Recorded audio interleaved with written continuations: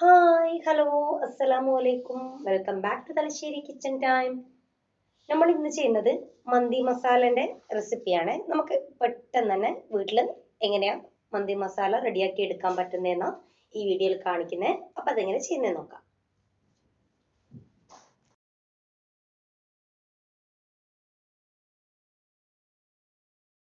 അപ്പോൾ ഇതാ അതിനു വേണ്ടി ഞാനൊരു പാൻ എടുത്തിട്ടുണ്ട്. നമുക്കതിലേക്ക് 2 ടേബിൾ സ്പൂൺ മല്ലി ചേർത്ത് കൊടുക്കാം. മുഴുവനായിട്ടാണ് മല്ലി ചേർക്കുന്നത്. പിന്നെ അതിലേക്ക് ഒരു 3/4 ടേബിൾ സ്പൂൺ കുരുമുളക് ചേർത്ത് കൊടുക്കാം. എല്ലാം മുഴുവനായിട്ടാണ് ചേർക്കുന്നത്. പിന്നെ അതിലേക്ക് 1 ടേബിൾ സ്പൂൺ ചെറിയ ജീരകം, നമ്മളെ ക്യൂമിൻ സീഡ് ചേർത്ത് കൊടുക്കാം.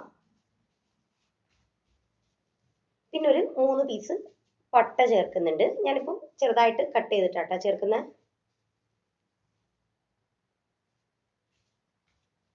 പിന്നെ അതിലേക്ക് 1 ടേബിൾ സ്പൂൺ ഏലക്കായ് ചേർത്ത് കൊടുക്കാം.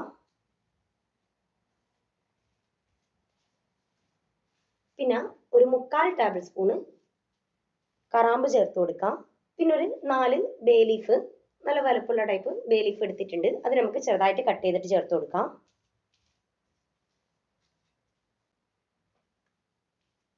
പിന്നെ ഇതിലേക്ക് ഒരു 4 വറ്റൽമുളക് ചേർത്ത് കൊടുക്കാം.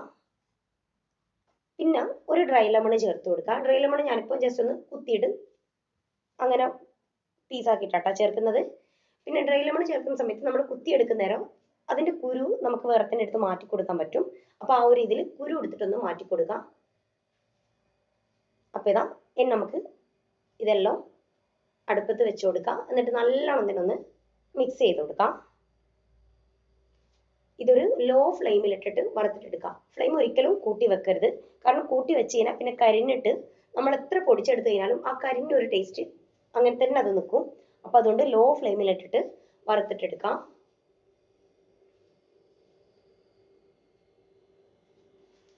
അപ്പോൾ ഇതാ ഞാൻ വറുത്തെടുത്തിട്ടുണ്ട്. എന്നിട്ട് ചെറിയൊരു ചൂടൊന്ന് പോയ ശേഷം നമുക്ക് മിക്സീൻ്റെ ചെറിയ ജാറിലിട്ടിട്ട് ഇതൊന്ന് പൊടിച്ചിട്ടെടുക്കാം. അപ്പോൾ ഇതാ ഞാൻ പൊടിച്ചെടുത്ത് വന്നിട്ടുണ്ട്.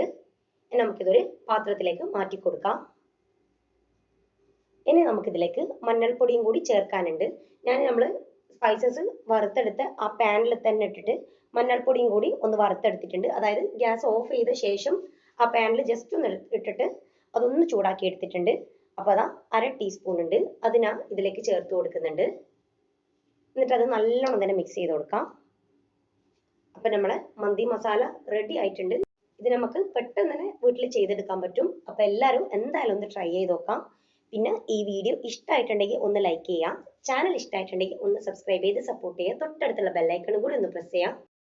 പിന്നെ ഈ വീഡിയോ ഹെൽപ്പ് ആവും എന്നുള്ളവർക്കൊന്ന് ഷെയർ ചെയ്ത് കൊടുക്കാം. അപ്പോൾ ഇൻഷാ അള്ളാ വേറെ വീഡിയോ ആയിട്ട് കാണാം.